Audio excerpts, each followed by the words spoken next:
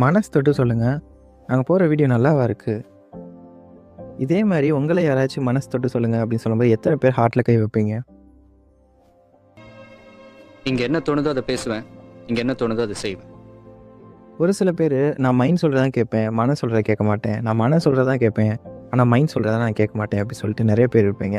ஆனால் மனசுன்றதும் மைண்டுன்றதும் ரெண்டும் ஒன்று தான் அப்படின்னு எத்தனை பேருக்கு தெரியும்? அது ரெண்டுமே பிரெயினோட ஃபங்க்ஷன் தான். இப்போ நம்ம ஒரு பி அண்ட் ஏ அப்படின்னு 2 பேர் எடுத்துக்குவோம். பி என்ன பண்ணுவாங்க அப்படின்னா லாஜிக்கலாக திங்க் பண்ணுவாங்கன்னு வச்சுக்குவோம், ப்ராக்டிக்கலாக. ஏ என்ன பண்ணுவாங்க அப்படின்னா ரொம்ப எமோஷ்னலாக திங்க் பண்ணுவாங்கன்னு வச்சுக்கோங்க, அதாவது எமோஷ்னலாக ஹேண்டில் பண்ணுவாங்கன்னு வச்சுக்கோங்க. இப்போ ஒரு எக்ஸாம்பிள் போயிடலாம். ஒரு டீச்சர் இருக்காங்க, அதாவது உங்களோட பாஸ் இல்லை உங்கள் பேரண்ட்ஸோ யாருனாலும் இருக்கலாம். அவங்க வந்து உங்களை திட்டும்போது டக்குன்னு உங்களுக்கு ஒரு கோவம் வரும், இல்லை அழுக வரும். ஸோ எதுனாலும் வரலாம். இந்த மாதிரி கோவம், அழுகை, ஒரு சந்தோஷம், இது எல்லாமே வந்து பார்த்தீங்கன்னா ஹேண்டில் பண்ணுறதுனா இந்த ஏ தான்.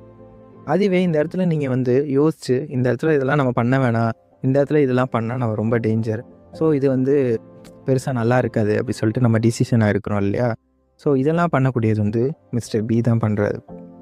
ஸோ இந்த இடத்துல இதே மாதிரி தான் நம்மளும் மைண்ட் சொல்கிற கேட்போம், மனசு சொல்கிற கேட்போம்னு மாற்றி மாற்றி சொல்லிட்டு இருக்கோம். ஆனால் ஹார்ட்லலாம் இல்லைங்க, ரெண்டுமே ஒரே இடத்துல தான் இருக்குது, பிரெயின்.